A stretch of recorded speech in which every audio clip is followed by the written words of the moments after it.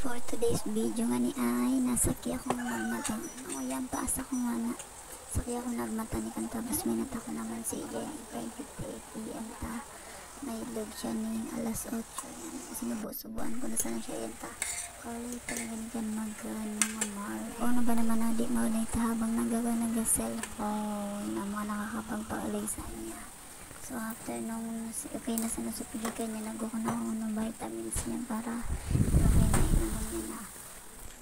Tapos naginit naman ako yan yung pangregos niya, panghaloy doon sa pangregos niya. Siyempre nakapakaray naman yan sa mga bado niyang susulogon, subag niya, pati sa mga baog niya, iyan ang amin.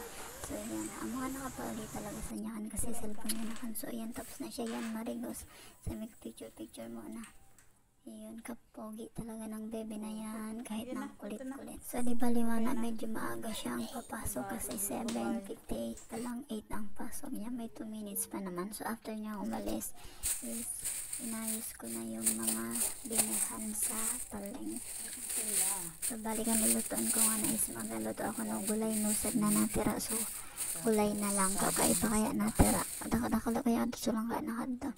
So, ayan, may mga prutas na naman. At anong di ako maray nagagawin prutas.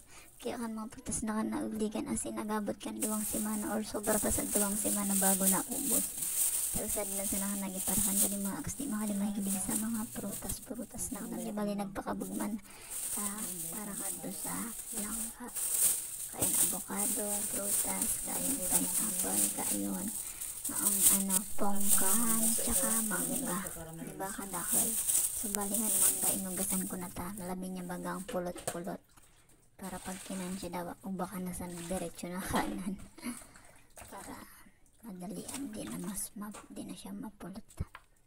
So, ayun. Pagkahugas ko is, inayos ko na siya sa batangan para ready na siya ibatang na sir. Yung mga gulayan man pala na yan, nagpabala kong ibang nagpabala kong Ricardo.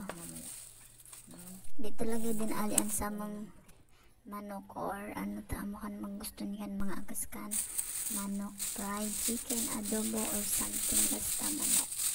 So ayan na, di kada ko'y sili. Tapos kayo na yan, sili talaga ka na idi-idi sa ako na ali.